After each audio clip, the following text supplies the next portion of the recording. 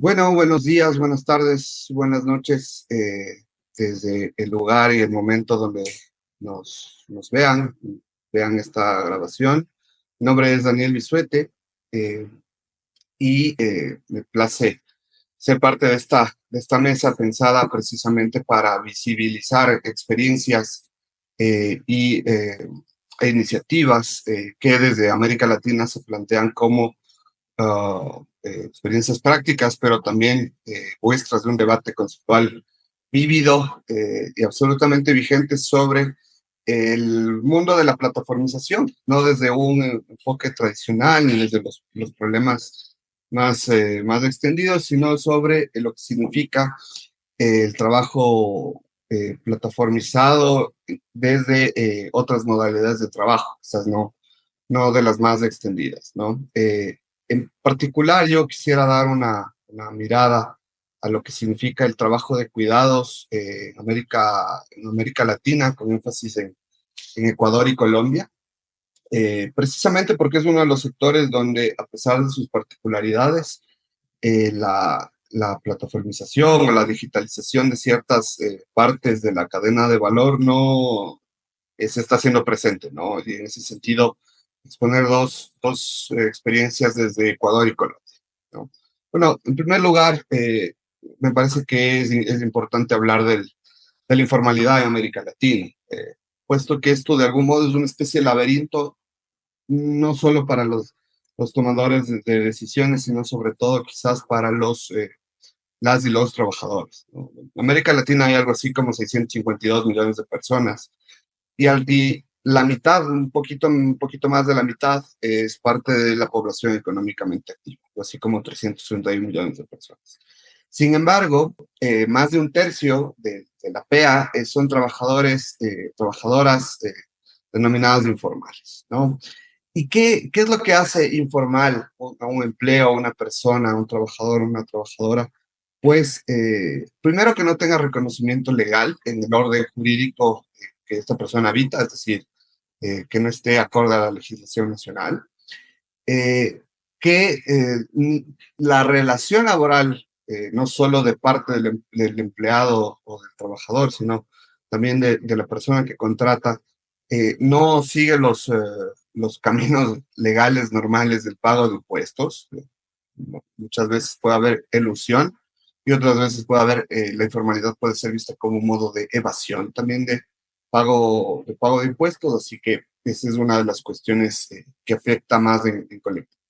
Lo siguiente, y quizás lo más llamativo para trabajadores, son la protección social y las prestaciones, ¿no? Entendiendo como protección social los seguros de vida, derecho a la jubilación, atención médica, ese tipo por ahí fondos motorios, ¿no? Todo lo que los esquemas nacionales de seguridad social mal han logrado construir, ¿no? Sin decir que la protección social en América Latina y quizás sobre todo en Ecuador y Colombia, que son los países foco, sean ejemplares o modélicos. Digamos, hay un montón de personas que quedan por fuera de estos esquemas de protección social. Y lo otro son ciertas prestaciones privadas que, aunque no son parte, digamos, del acuerdo tripartito entre empleadores, trabajadores y gobierno, sí son parte de, por ejemplo, negociaciones sindicales, ¿no? Entonces me refiero, por ejemplo, a seguros de salud privada, días de vacaciones, eh, compensaciones,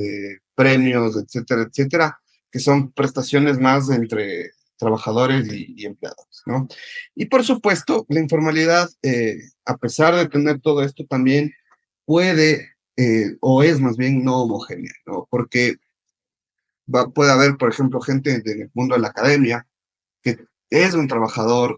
informal, porque no cumple estos requisitos, pero sin embargo puede tener un nivel de ingresos que supere, por ejemplo, el monto de cobertura de la canasta básica, ¿no? O el monto de cobertura de lo que se conoce en muchos países como salario digno, ¿no? Pues el nivel de ingresos también es una variante crítica, por así decir, en el,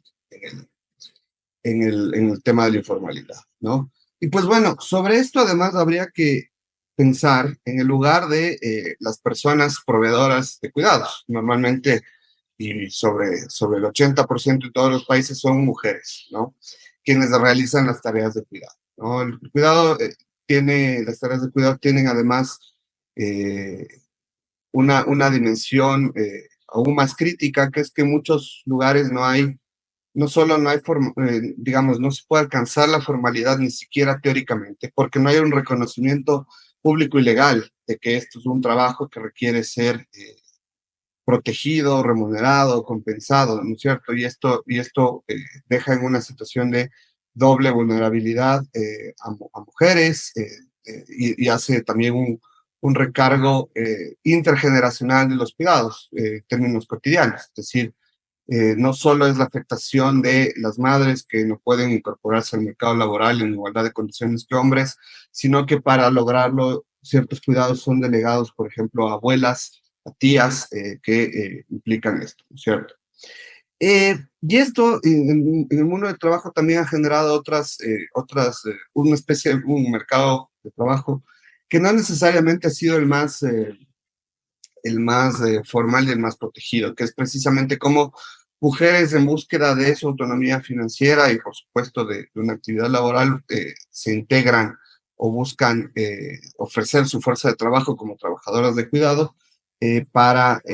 obtener el sustento, ¿no es cierto? Y se ha visto históricamente en varios países que estos patrones de contratación están ligados a no solo a malas condiciones laborales formales, sino también a procesos de discriminación, violencia, segregación social, etcétera, etcétera. Entonces, desde hace varios años, una agenda de larga data, una agenda política, organizaciones de diversos tipos han planteado la necesidad de alternativas, ¿no? Unas en términos regulatorios, otras en términos más prácticos, ¿no es cierto?, de construir espacios que rompan con patrones de violencia o con estas situaciones laborales mal habidas, ¿no? Entonces, identificamos desde hace unos años, hay unos diálogos entre organizaciones sindicales de la cooperación internacional con lo que sería el movimiento cooperativo y en Ecuador en particular con el sector de la economía popular y solidaria, ¿no? Entonces, les voy a contar dos casos, dos experiencias más bien, una en Colombia, una en Ecuador, que tienen un origen similar, una especie de retos comunes, pero también ciertas particularidades. En Ecuador vamos a hablar de la empresa social Azuclim, que nace en 2020, tiene pleno reconocimiento legal y ha sido promovida por la Unión Nacional de Trabajadoras Remuneradas de Hogar y Afines, UNTA, y cuenta con el apoyo de la ONG internacional CARE, Cooperative for Assistance and Relief Everywhere. Esta organización, esta espacio de cuidado, si se quiere, está hermanado con Imalimpia, que nace en 2021 como una entidad sin ánimo de lucro, reconocida ante una cámara de comercio local, en particular la de Medellín. Tiene pleno reconocimiento legal. Ha sido promovida también por un sindicato que, al igual que la UNTE, es un sindicato por rama de trabajadoras remuneradas del hogar. En este caso es la Unión de Trabajadoras del Servicio Doméstico, UTRASD, y también cuenta con la colaboración de CARE. Hay quizás dos diferencias llamativas entre Azuclim y Malimpia. Eh, eh, Azuclim, por el contexto jurídico ecuatoriano, en donde la economía popular y solidaria se reconoce como un sector no solo de política pública, sino también de la economía nacional, cuenta, digamos, con un andamiaje y un marco legal más favorable, es decir, que es más claro qué se entiende cuando alguien plantea un negocio que no necesariamente tiene fin de lucro, pero que funciona en mercado, es decir, que busca generar empleo, pagar, seguir la regulación legal, manejar un flujo de dinero que permita solventar los costos y cumplir los objetivos del espacio sin que sea esta una empresa propiamente dicha, ni tampoco un espacio del tercer sector, como puede ser una ONG o una fundación, ¿no? En Colombia esto quizás está menos desarrollado y por eso es que se reconoce a Imalimpia no como un espacio de la economía social, sino como una entidad sin ánimo de lucro. Es decir, puede tener actividad financiera, pero no se le distingue como una entidad productiva particular, ¿no? Esto decir, tiene un reconocimiento más parecido al de una fundación u ONG que al de una actividad económica particular. Y una dimensión común es que ambos son espacios no solo feminizados, como es obvio por la naturaleza de lo que hablamos hace unos instantes, sino también racializados, ¿no? Esto es porque el trabajo de los cuidados, el trabajo doméstico también ha estado fuertemente racializado en países que tienen una alta diversidad